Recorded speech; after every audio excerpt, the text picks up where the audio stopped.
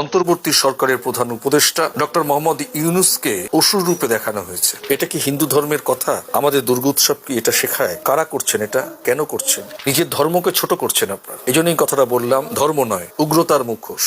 নমস্কার।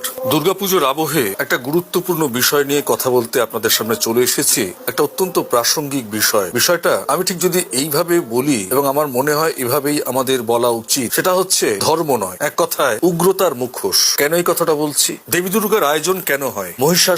মহিষাসুর মর্দিনী বা কি? সেখানে আমাদের শারদোৎসবকে কালিমালিপ্ত করতে চাইছে কোন এক উগ্র ধর্মীয় ভাবাবে। কেন বলছি এই কথাটা? আমাদের প্রতিবেশী রাষ্ট্র বাংলাদেশের অন্তর্বর্তী সরকারের প্রধান উপদেষ্টা ডক্টর মোহাম্মদ ইউনূসকে অসুর রূপে দেখানো হয়েছে। জায়গাটা কোথায়? ইতিমধ্যে সমাজ মাধ্যমে কম বেশি মিডিয়ায় উঠে এসেছে, শোনা যাচ্ছে সেটা হচ্ছে রাজ্যের মুর্শিদাবাদ জেলার বহরমপুর। এটা কি হিন্দু ধর্মের কথা? আমাদের দুর্গোৎসব কি এটা শেখায়? কারা করছেন এটা? কেন করছেন? কোন দৃষ্টিভঙ্গিতে করছেন? এটা তো আমি মনে করি নিজের ধর্মকে ছোট করছেন আপনারা। এই জন্যই কথাটা বললাম, ধর্ম নয়, উগ্রতার মুখোশ।